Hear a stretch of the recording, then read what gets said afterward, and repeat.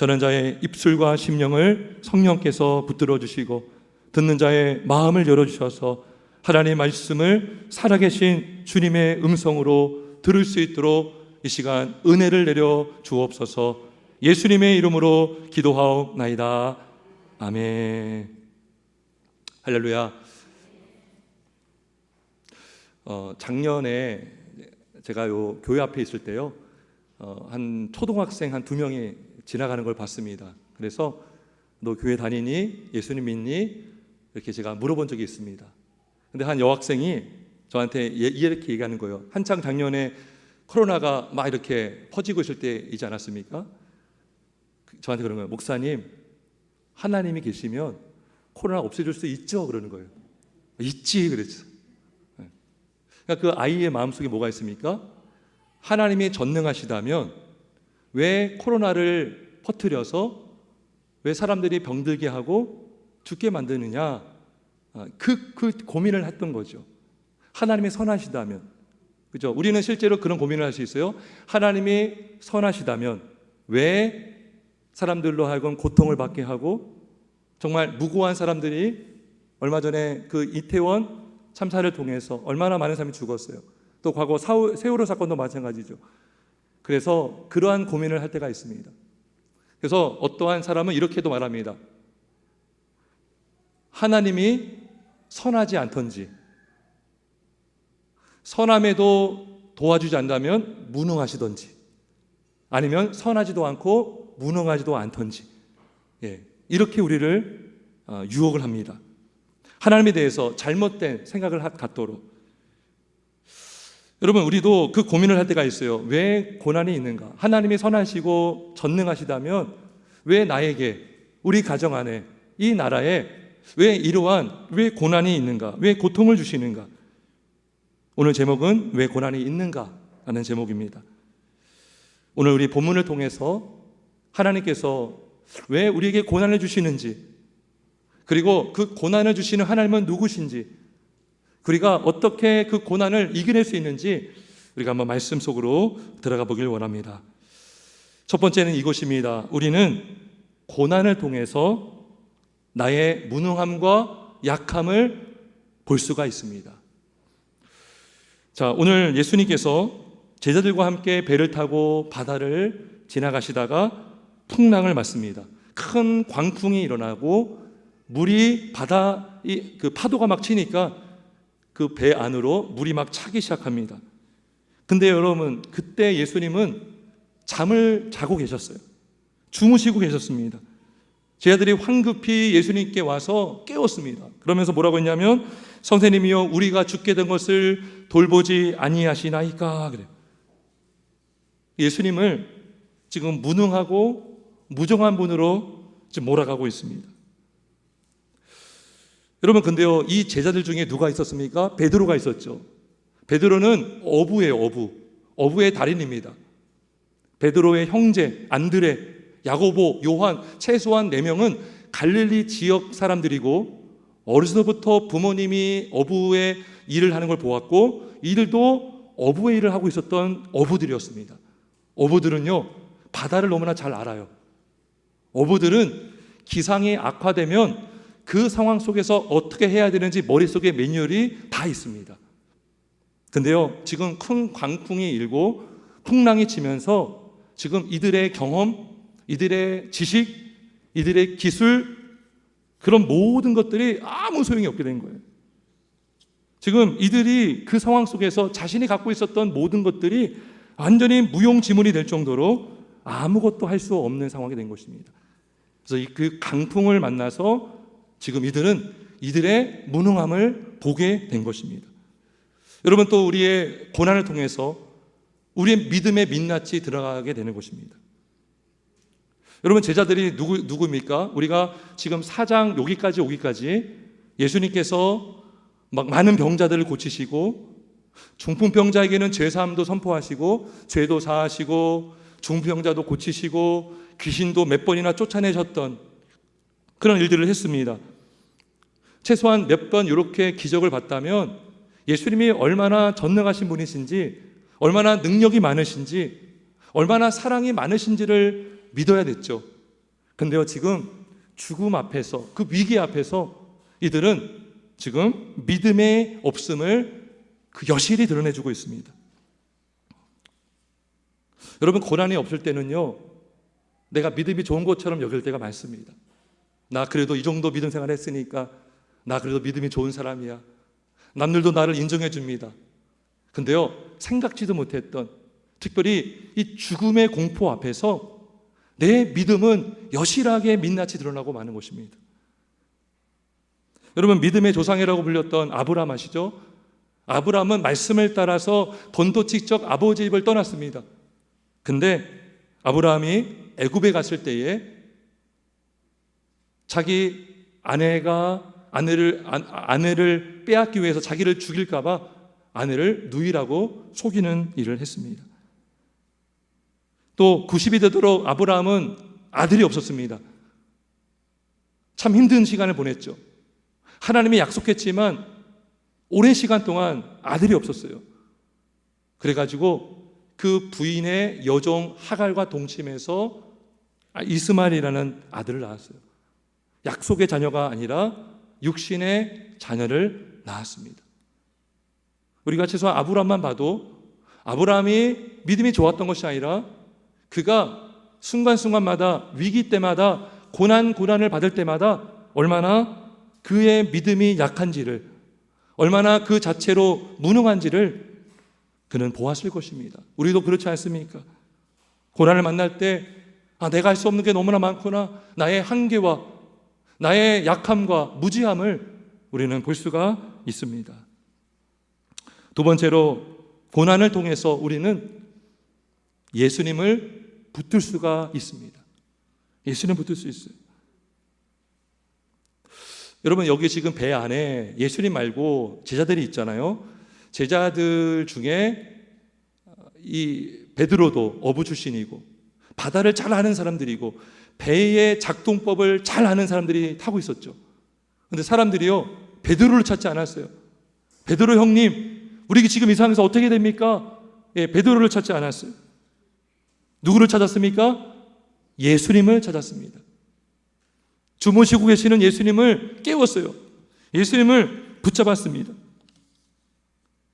정말 이 공포와 두려움과 위기 가운데에 예수님을 붙들었다는 거예요.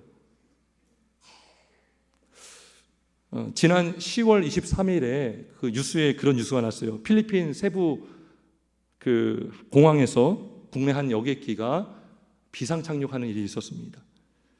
그때 제가 그 뉴스를 보면서 인터뷰, 그 이제 사고 승객, 그 비행기 안에 타고 있었던 승객 인터뷰를 제가 보았는데요.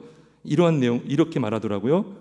스튜디오스들이 안내를 하듯이 그걸 말하는 것이 아니라 약간 울부짖듯이 소리를 지르고 온 종교들이 다 드러나는 그런 종교 대화의 시간이 한 번 있었죠. 그래요.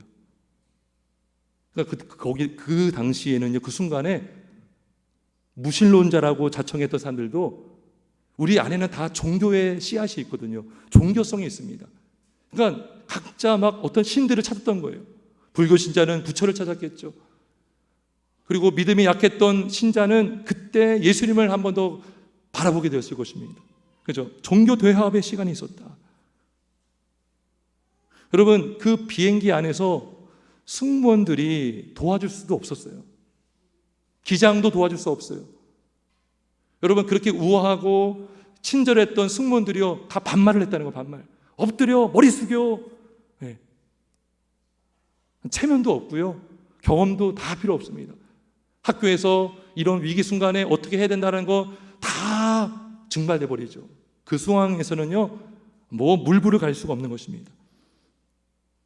여러분, 마찬가지로 이 풍랑이 일고 있는 상황 속에서 어떠한 숙련된 어부라 할지라도 그 상황을 해결해 줄 수 있는 사람은 아무도 없었던 것입니다.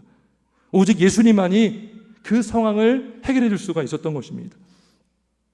여러분, 이렇게 고난은 우리로 하여금 우리를 겸손하게 만들어 주는 것입니다.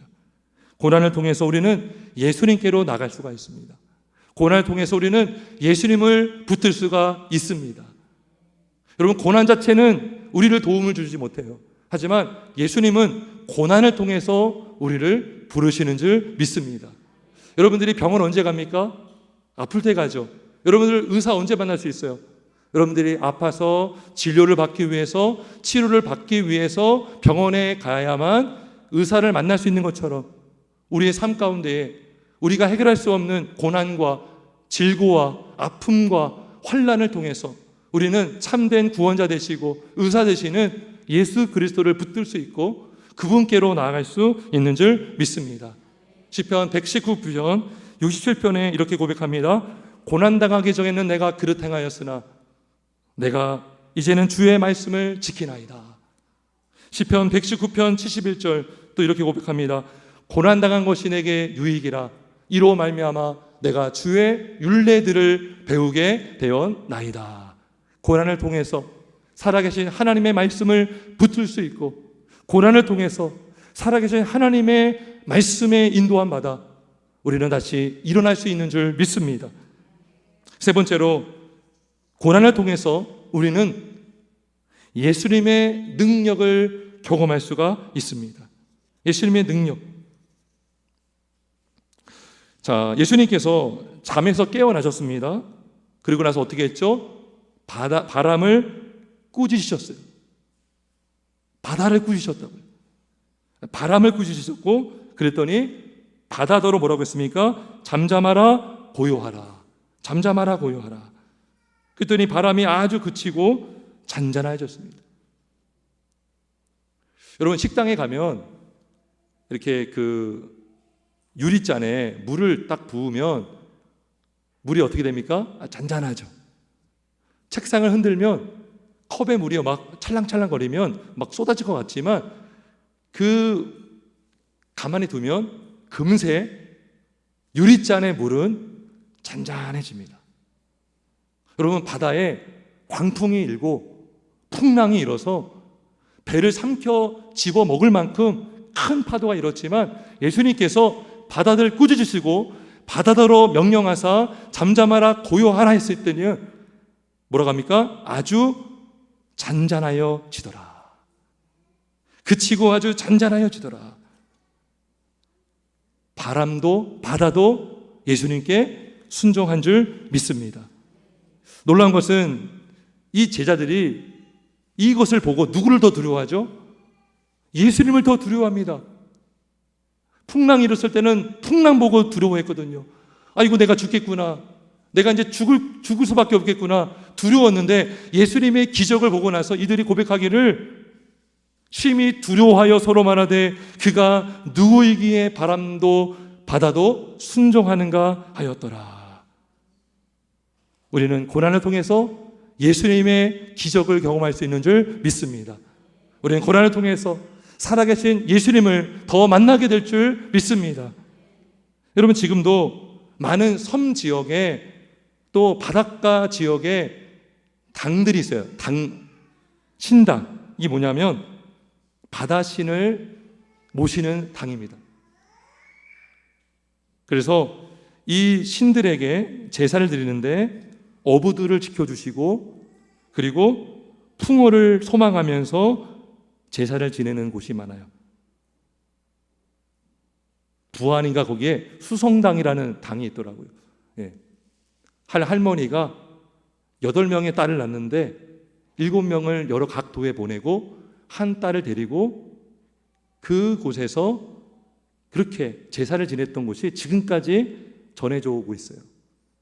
그래서 매년 정월 초사한 날에 바다신을 향해서 제사를 드립니다.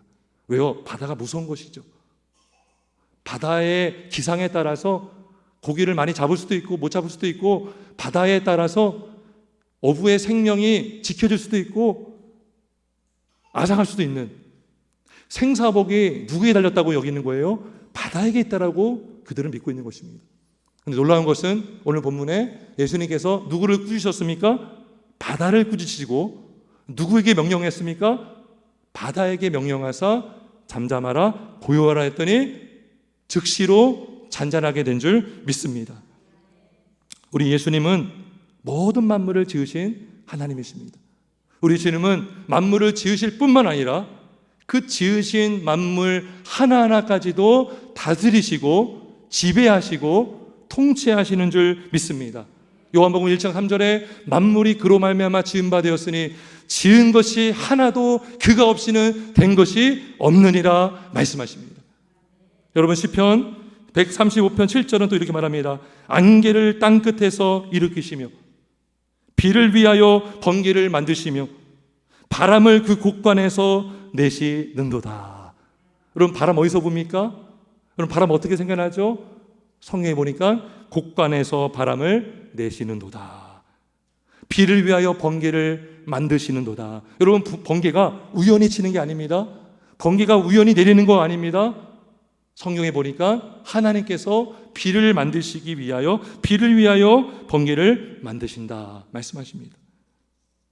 세상은 과학을 숭배합니다. 과학으로 얼마든지 기상까지 바꿀 수 있다라고. 여러분, 실제로 지금 중국인가요? 어느 나라는 인공 비를 만들기 위해서 지금 막 사막화가 막 급속도로 막 확산되니까 막 그 미세먼지들이 막 전 세계로 막 퍼지고, 그래서 지금 뭐 인공 구름을 만들어야 된다, 막 그렇게 시도를 하려고 합니다. 근데 여러분, 그거는 말이 안 되는 것이죠. 여러분, 저기압과 고기압이 만나서 태풍이 인다고 하는데, 그러면 누가 저기압이 되게 하고 누가 고기압이 되게 하시는 것입니까? 누가 안개를 만드시고 누가 번개를 만드시고 누가 바람을 만드시는 것입니까? 바로 하나님이신 줄 믿습니다. 여러분, 과학은요 현상을 설명해 줄 수 있어요. 마치 이런 것 같아요. 1 더하기 1은 2, 요거는 파악할 수 있어요. 과학은 현상을 연구하고 현상이 왜 이런지 어느 정도 이렇게 연구를 통해서 알 수 있어요. 화학도 마찬가지입니다. 근데 과학 자체가 생명을 만들지는 못해요. 그 일어나는 현상을 확인할 수 있지만 왜 일어나는지는 알 수 없어요. 보세요. 다시 물어볼게요. 한 사람 더하기 한 사람은 몇 사람입니까? 2사람이죠. 근데 과학이, 수학이 그 한 사람을 만들지 못합니다. 수는 셀 수 있지만 한 사람의 생명과 호흡을 과학은 줄 수 없어요. 믿으십니까? 오직 우리에게 호흡을 주시고 기동하게 하시며 살게 하시는 분은 예수 그리스도밖에 없는 줄 믿습니다. 이러한 주님께서 지금 누구와 함께 하셨습니까? 제자들과 함께 하셨습니다. 제자들과 함께 하셨습니다. 지금 예수님께서 주무시고 있었지만 아무것도 안 하고 있는 것이 아니었어요. 여러분, 풍랑이 일었다면 누가 일으켜준 거예요? 예수님이 일으켜준 거죠. 예수님은 다 알고 계셨어요. 예수님은 그 가운데서도 제자들과 함께 하셨고, 제자들은 예수님과 함께하고 있었던 것입니다. 우리 예수님은 절대로 성도를 떠나지 않으십니다. 절대로 예수님은 성도와 함께 하시는 줄 믿습니다. 시편 23편 4절에 보면 내가 사망의 음침한 골짜기를 다닐지라도 내가 해를 두려워하지 않을 것은 주께서 나와 함께 하심이라. 주의 지팡이와 막대기가 나를 안위하시나이다. 그래서 우리는 주님이 나와 함께 하심을 믿기 때문에 우리는 사망의 음침한 골짜기를 다닐지라도 해를 두려워하지 않을 수 있는 줄 믿습니다. 여러분, 우리가 얼마나 조마조마하며 삽니까? 내 건강 잃어버리면 어떡할까? 우리 부모님 갑자기 떠나시면 어떡할까?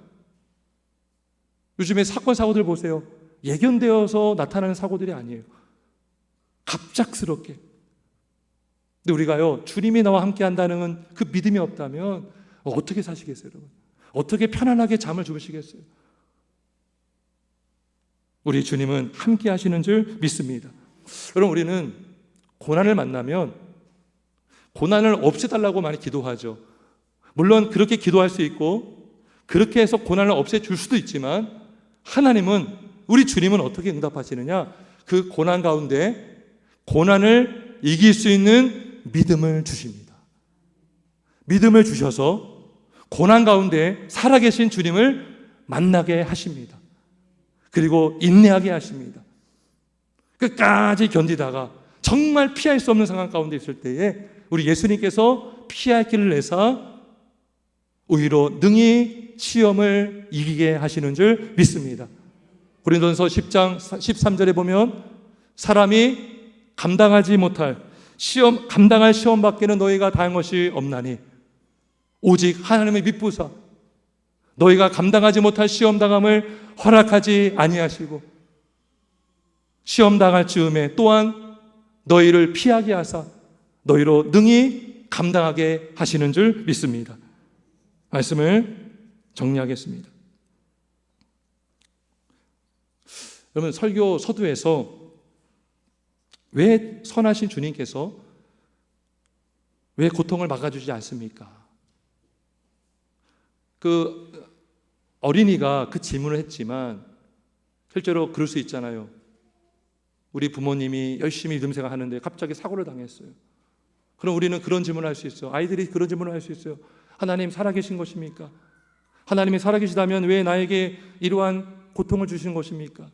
왜 무고한 시민들이 갑자기 왜 죽어야 되는 것입니까? 제 아들이 그렇게 말했죠. 어찌하여 죽게 된 것을 돌보지 아니하십니까? 이 원망이 여기 있는 거거든요. 여러분, 그렇다면 우리가 이 질문도 해야 되는 것입니다. 이 질문 어떤 질문이죠? 왜 죄가 없으신 예수님께서 죽으셔야 했습니까? 우리는 그렇게 말하잖아요. 왜 무고한 시민들이 죽어야 됩니까? 왜 예수 잘 믿는 왜 저분이 왜 죽어야 됩니까? 라고 묻죠. 그때 우리가 한번 이 질문을 해봅시다. 그렇다면 왜 그야말로 죄가 하나도 없으시고 선하신 예수님께서 왜 십자가에 달려 죽으셔야 했습니까? 여러분, 왜 죽으셔야 됐습니까? 바로 저와 여러분의 죄 때문에 우리 예수님이 죽으신 줄 믿습니다. 우리를 죄에서 구원하시려고, 우리를 죄에서 살려주시려고. 우리 예수님은 고난과 고통과 질고를 당하실 이유가 없으신 하나님이시지만 죄인을 구원하시기 위해서 이 땅 가운데 사람으로 오셔서 질고를 다 당하시고 배고픔도 당하시고 또 죽음의 공포도 당하시고 모든 진노를 예수님이 다 받으심으로 십자가에서 피 흘려 죽으신 예수님, 그 예수를 믿는 자마다 영생을 얻고 예수님께서 부활하신 것처럼 우리도 부활하게 될 줄 믿습니다. 예수님은 죽으신 것뿐만 아니라 3일 만에 부활하셨습니다. 예수님은 부활의 첫 열매가 되셨습니다. 첫 열매가 되셨다는 것은 둘째가 있고 셋째가 있다는 것이죠. 예수를 믿는 자는 예수님이 첫째 부활하셨고 그 다음에 주님이 오실 그날에 부활하게 될 줄 믿습니다. 따라서 성도는 이 땅에 살 때에 고난을 받아도 믿음으로 이겨낼 수 있습니다. 고난을 받아도 부활의 소망을 가지고 영원한 천국을 바라보며 이겨내고 오히려 평안한 가운데 살아갈 수 있는 줄 믿습니다. 고난을 받아도 남들은 이해하지 못해요. 야, 너 망한 사람이여. 너 같은 패배한 사람이 없어 할 때에도 예수를 믿는 자는 오히려 예수 안에서 감사하며 기뻐하며 평안을 누리며 살아갈 수 있는 줄 믿습니다. 이 말씀만 하고 마치겠습니다. 한 예화를 제가 전하며 말씀을 마치겠습니다. 미국의 스패포드라는 성공한 법률가가 있었습니다. 아마 변호사였을 것 같아요. 근데 그가 1870년에 미국 사람인데요, 아들을 병으로 잃었어요. 아들을. 얼마나 마음이 아팠겠어요. 그리고 그 다음 해에 자신의 재산을 거의 다 쏟아서 어떤 큰 건물을 지었습니다. 근데 그 당시에 시카고에 큰 화재가 나서 그가 지었던 건물이 다 타고 말았습니다. 스패포드는 너무나 심신이 미약해지고 너무나 우울하고 너무나 힘들어서 요양차 온 가족이 이제 유럽 여행을 하기로 결정합니다. 근데 아마 일이 있었는지 아내와 내 딸이 있었어요. 아내와 내 딸을 먼저 여행을 떠내보냅니다. 근데 아내로부터 연락이 왔어요. 여보, 나만 살았습니다. 그 배가요, 사고를 당해서 가라앉은 거예요. 근데 그때 내 딸이 다 죽고 말았습니다. 그 전에 아들은 병으로 잃고 자신의 모든 재산을 바쳐서 건물을 지었지만 다 타서 없어지고, 이제 너무나 힘들어서 여행을 갔다 오려고 했는데 배가 사고가 나는 바람에 내 딸을 한 번 순간에 잃어버렸습니다. 그리고 그 스태포드는 그 사고 해역을 다시 갑니다. 여러분, 보통 사고가 나면 정부에서 어떤 뭘 꾸려서 그 유족들을 데리고 사고 현장에 다 가게 하지 않습니까? 그래서 배를 타고 그 사고 현장에 갔을 때에 너무나 슬펐습니다. 그런데요, 그날 새벽 3시에 강력한 하나님의 은혜와 음성이 듣습니다. 그리고 말로 당할 수 없는 주님의 평안을 경험합니다. 그리고 그때 바로 썼던 시가 바로 우리가 너무나 잘 부르는 찬송가 413자 내 평생에 가는 길, 이 찬양입니다. 제가 한번 가사를 읽어보겠습니다. 내 평생에 가는 길 순탄하여 늘 잔잔한 강 같든지 큰 풍파로 무섭고 어렵든지 나의 영혼은 늘 편하다. 내 영혼 평안해. 내 영혼 평안해. 이것이 어떻게 가능합니까? 모든 만물을 창조하시고 죄인을 위해서 이 땅에 오셔서 죽으시고 부활하신 예수 그리스도의 영이 우리 안에 있을 때에 그 영으로 말미암아 우리는 주 안에서 오히려 담대할 수 있고 평안할 수 있는 줄 믿습니다. 요한복음 14장 17절에 주님이 말씀하십니다. 평안을 너희에게 끼치노니 곧 나의 평안을 너희에게 주노라. 내가 너희에게 주는 것은 세상에 주는 것과 같지 아니하니라. 너희는 마음에 근심하지도 말고 두려워하지도 말라. 평강의 주님께서 오늘 저와 여러분의 심령을 붙들어 주시고 말씀으로 위로해 주시고 다시 일어날 힘을 주실 줄 믿습니다. 우리의 약함을 인정하고 우리의 교만을 다 내려놓고 겸손하게 주님 앞에 엎드려 주님 저를 살려주시고 주님 저를 인도해 주시고 주님의 뜻대로 살기 원합니다. 그 믿음의 고백을 하며 승리하시는 저와 여러분 되길 주님의 이름으로 축원합니다. 우리 한번 같이 기도하겠습니다.